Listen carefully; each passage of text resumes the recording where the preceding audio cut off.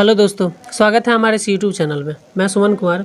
तो आज हम लोग पॉलिटिकल साइंस के सब्सिडियरी का 60 प्रश्न देखेंगे। इससे पहले आपको 60 प्रश्न करवा चुके हैं। अगर आपने नहीं देखी है तो डिस्क्रिप्शन में लिंक आपको मिल जाएगी, वहां से आप देख लीजिएगा। अगर आप बिहार यूनिवर्सिटी के स्टूडेंट हो तो इस वीडियो को ज़रूर देखें।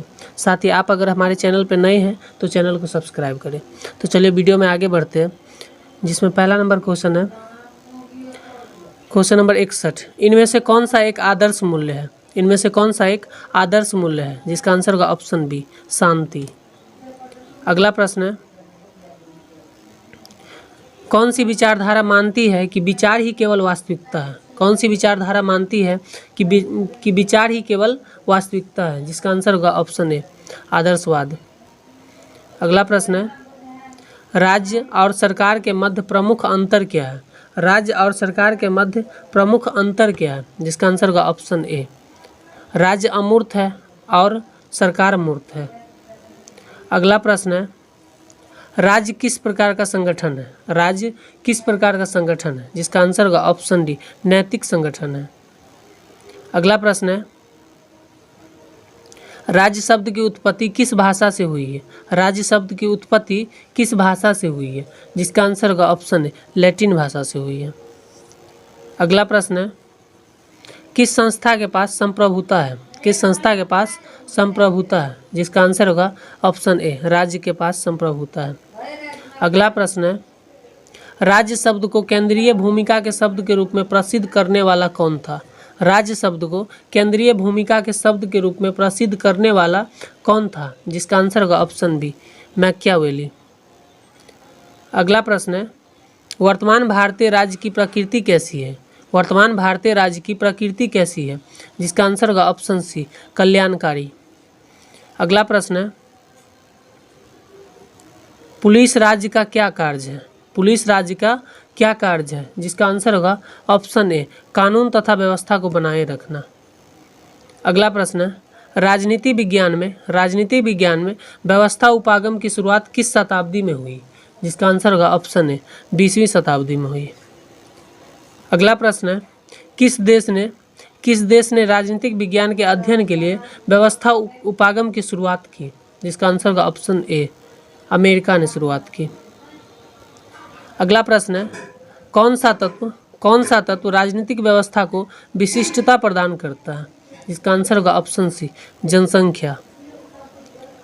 अगला प्रश्न है,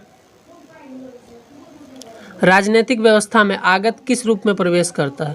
राजनीतिक व्यवस्था में आगत किस रूप में प्रवेश करता है? जिसका आंसर होगा ऑप्शन डी, ए और बी दोनों, अर्थात मांग और सहयोग दोनों रूप में प्रवेश करते हैं। अगला प्रश्न है, आमंड के अनुसार परिवार का क्या कार्य है? आमंड के अनुसार परिवार का क्या कार्य है? जिसका आंसर होगा ऑप्शन ए, राजनीतिक समाजीकरण का कार्य है। अगला प्रश्न है, राजनीतिक व्यवस्था में नीतियाँ क्या है? राजनीतिक व्यवस्था में नीतियाँ क्या है? जिसका आंसर होगा ऑप्शन बी, निर्गत है। अगला प्रश्न है, डेविड ईस्टन द्वारा भागों को कितने भागों में वर्गीकृत किया गया? डेविड ईस्टन द्वारा भागों को कितने भागों में वर्गीकृत किया गया? जिसका आंसर होगा ऑप्शन डी, 2 भागों में वर्गीकृत किया। अगला प्रश्न है, निम्नलिखित में से निर्गत कार्य कौन सा है? निम्नलिखित में से निर्गत कार्य कौन सा है? जिसका आंसर होगा ऑप्शन डी, उपयुक्त सभी, अर्थात कानून बनाना, कानून क्रियान्वयन और कानून संरक्षण तीनों कार्य हैं। अगला प्रश्न है, संरचनात्मक प्रक्रियात्मक उपागम राजनीति विज्ञान की किस शाखा में बृहत रूप से प्रयोग होता है? जिसका आंसर होगा ऑप्शन बी, तुलनात्मक राजनीति में। अगला प्रश्न है, राजनीति चिंतन के अध्ययन में राजनीति व्यवस्था उपागम को कब प्रसिद्धि मिली? जिसका आंसर होगा ऑप्शन बी, द्वितीय विश्व युद्ध के पश्चात। अगला प्रश्न है, कार्ल मार्क्स का जन्म कहाँ हुआ था? कार्ल मार्क्स का जन्म कहाँ हुआ था? जिसका आंसर होगा ऑप्शन सी, जर्मनी में हुआ था। अगला प्रश्न है, कल्याणकारी राज्य का क्या कार्य है? कल्याणकारी राज्य का क्या कार्य है? जिसका आंसर होगा ऑप्शन डी, अर्थात इनमें से सभी, शिक्षा की सुविधा प्रदान करवाना, स्वास्थ्य सुविधा प्रदान करवाना, आवास सुविधा प्रदान करवाना, अर्थात तीनों।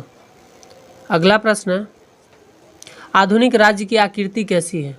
आधुनिक राज्य की आकृति कैसी है, जिसका आंसर होगा ऑप्शन डी, बी और सी दोनों, अर्थात व्यापक और कल्याणकारी दोनों होगा। अगला प्रश्न है, राज्य को आवश्यक बुराई किसने परिभाषित किया?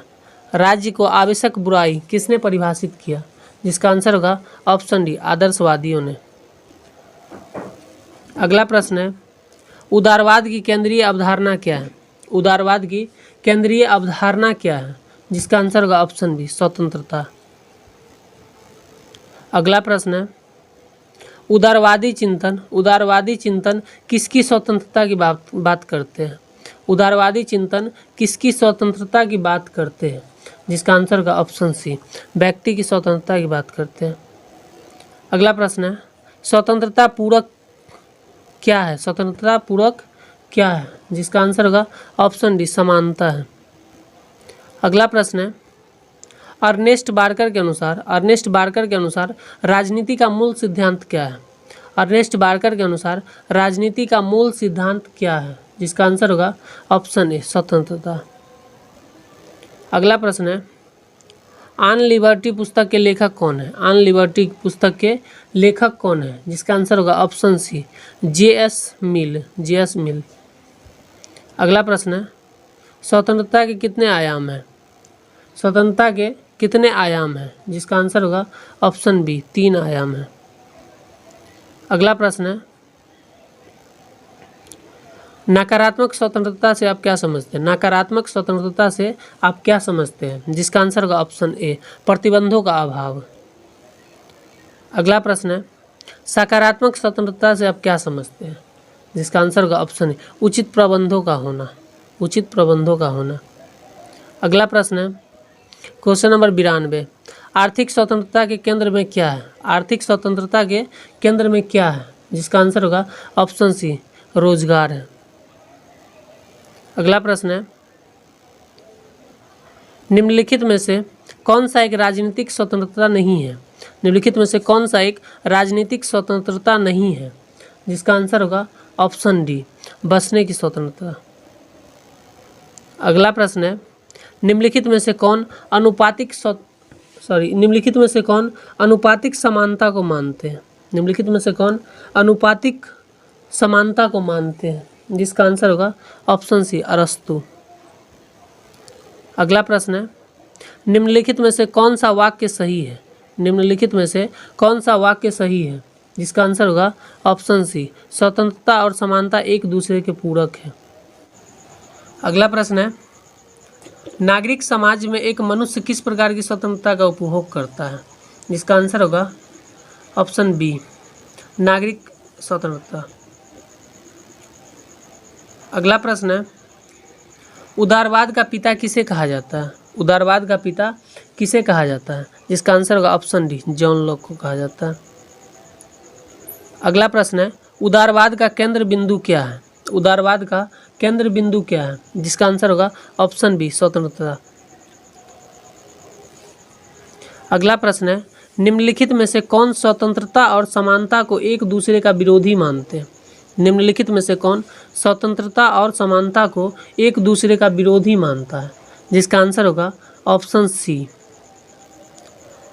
द्विटाक्यावली। अगला प्रश्न है, अलगाव का अर्थ क्या है? अलगाव का अर्थ क्या है, जिसका आंसर होगा ऑप्शन ए, अकेलापन महसूस होना। अगला प्रश्न है, अलगाव खाली स्थान को दर्शाता है। अलगाव खाली स्थान को दर्शाता है, जिसका आंसर होगा ऑप्शन बी, शक्तिहीनता को दर्शाता है। अगला प्रश्न है, क्वेश्चन नंबर 102, 1 डायमेंशनल मैन नामक पुस्तक के लेखक कौन है, जिसका आंसर होगा ऑप्शन ए, हर्बर्ट मार्क्यूस।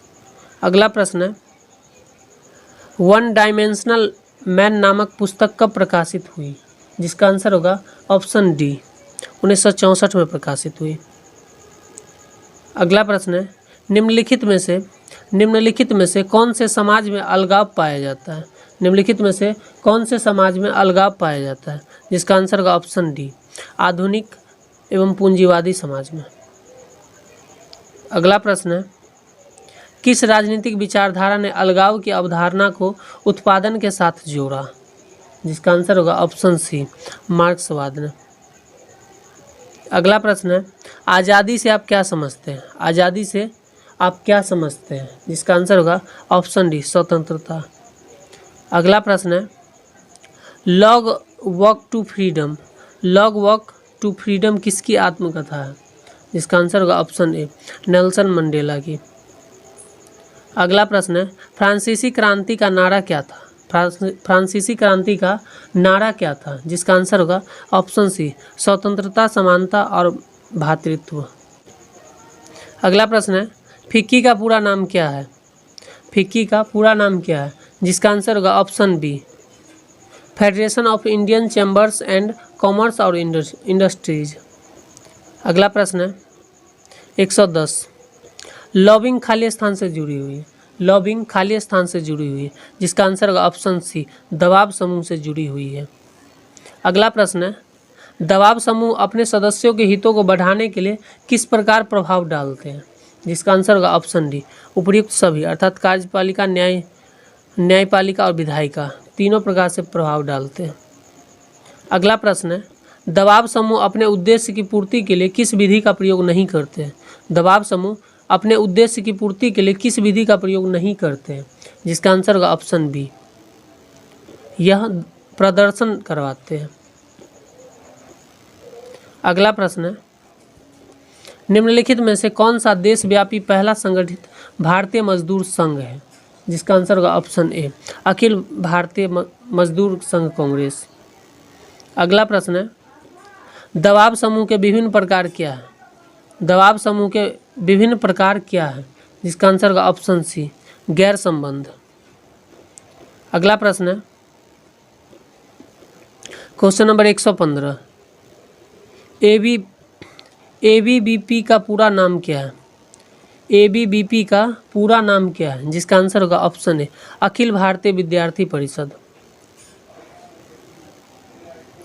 अगला प्रश्न है, एबीवीपी एक संगठन है, किसका संगठन है? जिसका आंसर होगा ऑप्शन ए, विद्यार्थियों का संगठन है। अगला प्रश्न है, एआईकेएस का गठन कब हुआ? एआईकेएस का गठन कब हुआ? जिसका आंसर होगा ऑप्शन सी, 1936 में गठन हुआ। अगला प्रश्न है, एआईकेसी किससे संबंधित संस्था है? एआईकेसी किससे संबंधित एक संस्था है? जिसका आंसर होगा ऑप्शन है, किसान से संबंधित। अगला प्रश्न है, नर्मदा बचाओ आंदोलन संबंधित है, नर्मदा बचाओ आंदोलन किससे संबंधित है? जिसका आंसर होगा ऑप्शन है, पर्यावरण से संबंधित है। अगला प्रश्न है और लास्ट क्वेश्चन है, राजनीति विज्ञान में व्यवस्था उपागम की शुरुआत किसने की? राजनीतिक विज्ञान में व्यवस्था उपागम की शुरुआत किसने की? जिसका आंसर होगा ऑप्शन सी, डेविड ईस्टन। तो ये था आपका 60 क्वेश्चन। नेक्स्ट वीडियो में आपको 60 क्वेश्चन और करवा दिए जाएंगे। अगर वीडियो अच्छा लगा हो तो लाइक करें और आप अगर नए हैं तो चैनल को सब्सक्राइब जरूर करें।